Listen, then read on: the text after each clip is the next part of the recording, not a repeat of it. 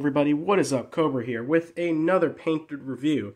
Now this is for Global War 1936, the first installment of this series. I'm going to be going over a lot of my nations that I've painted before that have, been in really old videos on my channel, and they weren't the highest quality, and since then I've really repainted almost all of my units. So first off, we're going to be starting with some of the smaller powers. I've already done Manchukuo, and now I'm going to be doing Turkey at War, or at least the nation of Turkey. So this won't be an expansion set review, it'll just be a look at the painted units I've done up for Turkey. So, first up we've got the infantry. Now, for the most part, I've started using my World War I Ottoman infantry, but these are some of the original infantry I'd painted up for my Turks. You can see they wear a fez. These are the mountain brigades that Historical Wargaming offers, and I just kind of cut off their visor and made them wear little fezes. And like all of my other neutrals, what I decided to do for them is I basically paint their flag on top, and I do a white outline. I'm not a huge fan of painting flags, like, all my other nations don't have flags on the bottoms, but I decided to do it for my neutrals just because it kind of makes them stand out. And some of these guys have beards too, which are kind of cool. Here we have the Militia. Again, kind of just the standard Militia sculpt I've been using, glued to a Militia base for extra recognition. Again, some bearded infantry. Brings a little bit more diversity to the board. Then we have a few Partisans. These can be used in the expansion set. We don't usually play with Partisans, but sometimes we like to have them when we play with like Yugoslavia or Turkey at War. And they came with this box, and this box is from General Hand Grenade, as well as a decent amount of these pieces. I had a lot of Turkish pieces painted up already, but General Hand Grenade, I got a prize from him a couple years ago now, and yeah, so that's where I got this Turkey at War box from. Here, we'll go into the land units. We've got artillery. This is just the Dutch artillery piece from Historical Wargaming. Pretty much all this stuff's from Historical Wargaming. We've got motorized infantry. These are the Opel Blitz trucks with half tracks. Pretty cool looking little camouflage. I like the tan I used for these. It's like a really, I don't know, like mustard kind of colored tan. Here we have some armor. And I have found in playthroughs that Turkey does build a decent amount of armor.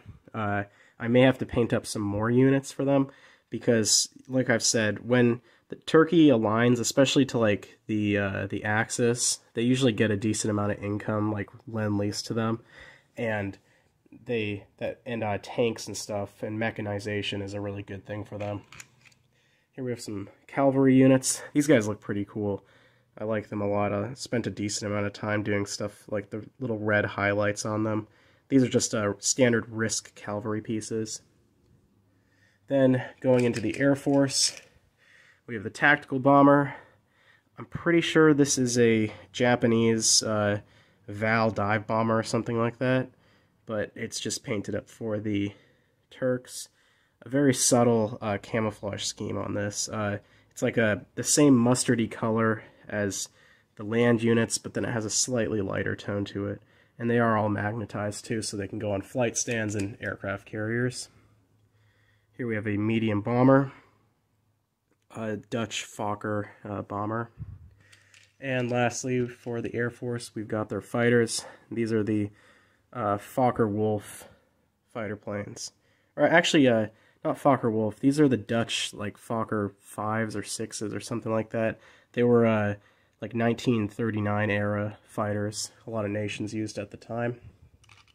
And then going into their navy, we have, which they do start out with a decent little small navy. We've got a submarine, just an American Gatto class. The coastal sub that starts on the board. I really do like the dark green with the silver kind of highlights on these things. We'll put the Navy units over here so you guys can see them. We've got a cruiser. This is the Dutch De Ruyter class cruiser. We can see we got little lifeboats painted on the sides. Pretty cool. A transport. for some Mediterranean fleet operations and landings.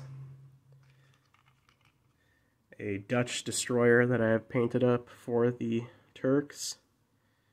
And then finally, last but definitely not least, the Yavuz class battle cruiser.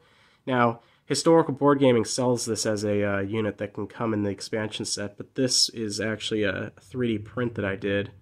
I got it off online. It's a German, I forget the name of the actual ship, but because the Turkish battlecruiser Yavuz was actually a German battlecruiser during World War I, and it was retrofitted and redesigned for World War II. And so if you're playing with the Turkey at War setup, which I usually do, it adds a couple more units. Even if you're not playing the expansion, it's pretty cool to have a battlecruiser, an extra cool looking battlecruiser on the board. So I really like this thing. But overall, a smaller nation in total. I mean, they are a larger nation, a larger neutral compared to the others, but a smaller nation when compared to most of the other global war nations out there. But I hope you guys enjoyed this video, and I hope to see you in the next one. Cobra, out.